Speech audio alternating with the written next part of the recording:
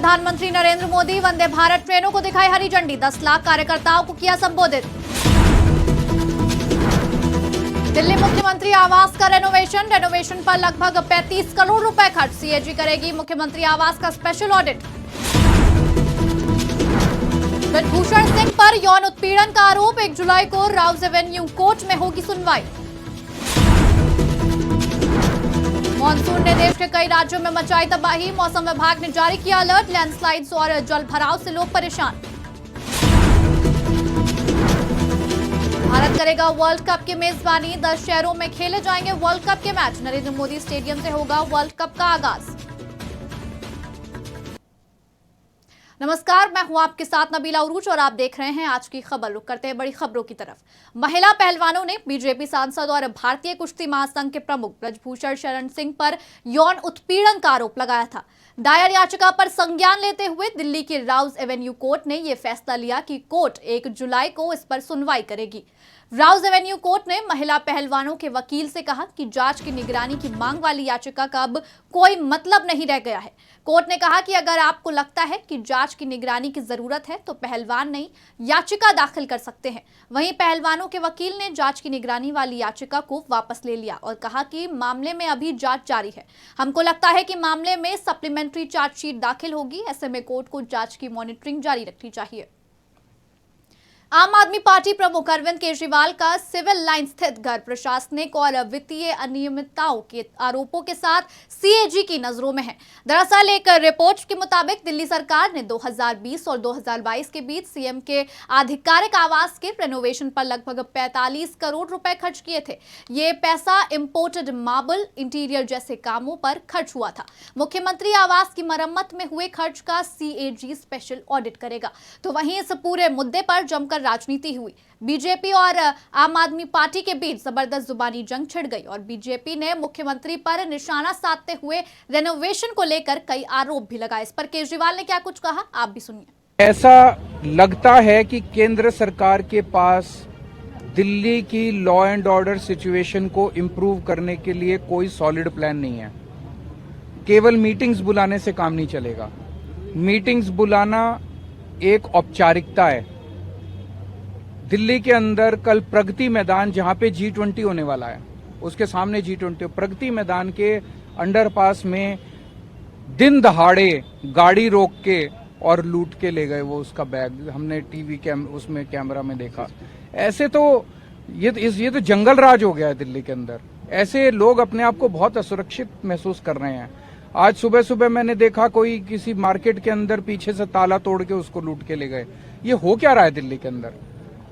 क्या हम कह सकते हैं कि क्या देश की राजधानी के अंदर इस तरह की कानून व्यवस्था होनी चाहिए? उसका एक ही कारण है कि केंद्र सरकार और एलजी साहब 24 घंटे केवल और केवल दिल्ली सरकार के काम रोकने में अपनी पूरी एनर्जी लगा रहे हैं। कैसे दिल्ली सरकार के स्कूल रोकें, कैसे इनके मोहल्ला क्लिनिक रोकें, कैसे इनकी पानी की सप्लाई रोकें, कैसे इनकी बिजली रोकें। मेरा उनसे निवेदन है कि आप हमें हमारे काम करने दो, आप अपने काम करो। और अगर आपसे लॉ एंड ऑर्डर सिचुएशन नहीं सुधरती, आप हमें दे दो लॉ एंड ऑर्डर सिचुएशन। हम दिल्ली को देश की सबसे सुरक्षित शहर बना के दिखा देंगे। प्रधानमंत्री नरेंद्र मोदी मंगलवार को 1 दिवसीय दौरे पर भोपाल पहुंचे। रानी कमलपति स्टेशन से वंदे भारत ट्रेनों को हरी झंडी दिखाने के बाद पीएम मोदी मोतीलाल नेहरू स्टेडियम पहुंचे और यहां से मेरा बूथ सबसे मजबूत अभियान के अंतर्गत लगभग 10 लाख बूथों पर देश भर के भाजपा कार्यकर्ताओं को वर्चुअल संबोधित किया। प्रधानमंत्री नरेंद्र मोदी ने कार्यकर्ताओं से कहा कि जनता से जुड़ाव रखें। आज 6 राज्यों को जोड़ने वाली 5 वंदे भारत ट्रेन को झंडी दिखाने का मौका मिला। मध्य प्रदेश को 2 वंदे भारत ट्रेन मिली है। पीएम मोदी ने और क्या कुछ कहा, आप भी सुनिए। 3 तलाक कह करके उसको कोई निकाल दे तो उस माँ बाप का क्या होगा जिसके घर में बेटी वापिस आती है? उस भाई का क्या होगा? वो भाई, पिता, सब उस बेटी की चिंता में इतने दुखी हो जाते हैं। इसलिए 3 तलाक से सिर्फ बेटियों को ही अन्याय होता है इतना नहीं, पूरे परिवार तबाह हो जाते हैं। माता, पिता, भाई सब दुखी हो जाते हैं।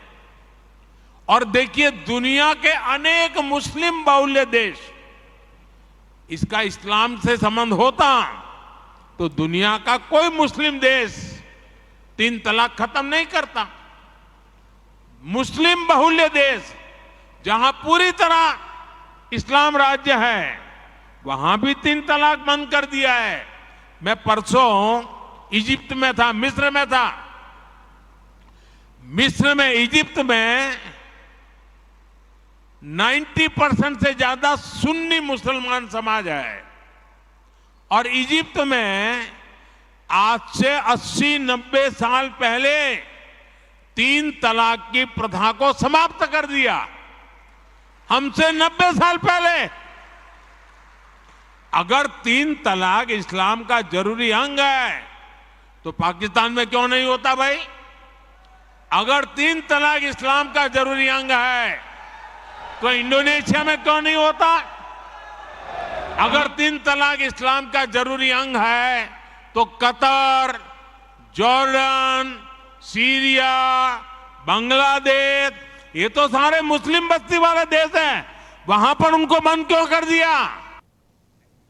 देश भर में लोग जहां चिंचिलाती गर्मी से परेशान थे तो वहीं लोग मॉनसून का बेसब्री से इंतजार कर रहे थे। लेकिन जब मॉनसून आया तो कई राज्यों में अपने साथ अलर्ट्स भी लेकर आया। देश के कई राज्यों में मौसम विभाग ने हालात और मौसम देखकर अलर्ट जारी कर दिया है। मौसम विभाग ने उत्तर से दक्षिण तक देश के 25 राज्यों में 2 दिन के लिए तेज बारिश का अलर्ट जारी किया है। आईएमडी के अनुसार उत्तर प्रदेश, हरियाणा, पंजाब, दिल्ली, राजस्थान, गुजरात, झारखंड और उत्तराखंड समेत कई राज्यों में तेज बारिश की संभावना जताई है। उत्तराखंड में मौसम विभाग ने येलो अलर्ट जारी किया गया है, तो वहीं हिमाचल प्रदेश में भी मूसलाधार बारिश हो रही है, जिसकी वजह से लोगों को भारी नुकसान झेलना पड़ रहा है। बात करें छत्तीसगढ़ की तो 6 जिलों में मौसम विभाग ने ऑरेंज अलर्ट जारी किया है। वहीं मध्य प्रदेश के 8 जिलों में 24 घंटों में भारी बारिश की संभावना जताई गई। दिल्ली, यूपी, मुंबई में भी बारिश की वजह से जगह जगह पर जल भराव हो गया है, जिसकी वजह से कई हादसे भी हो चुके हैं। क्रिकेट प्रेमियों के वर्ल्ड कप का इंतजार अब खत्म हो गया है। आईसीसी ने वर्ल्ड कप 2023 के शेड्यूल का आधिकारिक ऐलान कर दिया है। इस मेगा इवेंट की शुरुआत 5 अक्टूबर से होगी, जबकि फाइनल मुकाबला 19 नवंबर को खेला जाएगा। भारत के 10 शहरों में टूर्नामेंट के कुल 48 मैचों का आयोजन किया जाएगा। वनडे वर्ल्ड कप का आगाज गत विजेता इंग्लैंड और न्यूजीलैंड के बीच मुकाबले के साथ होगा। वहीं अगर भारत की बात की जाए तो भारत का पहला मैच ऑस्ट्रेलिया के खिलाफ होगा। फिलहाल आईसीसी वर्ल्ड कप 2023 की तैयारी में टीम इंडिया जुट गई है। दुनिया की 10 टीमें भारत की धरती पर विश्व विजेता बनने का सपना लेकर आएंगी और इन टीमों के बीच 22 गज की पट्टी पर खिताबी जंग देखने को मिलेगी। देखना दिलचस्प रहेगा कि क्रिकेट की बादशाहत किसके पाले में जाएगी। फिलहाल इस बुलेटिन में इतना ही। देश और दुनिया की तमाम खबरों के लिए जुड़े रहिए आज की खबर के साथ।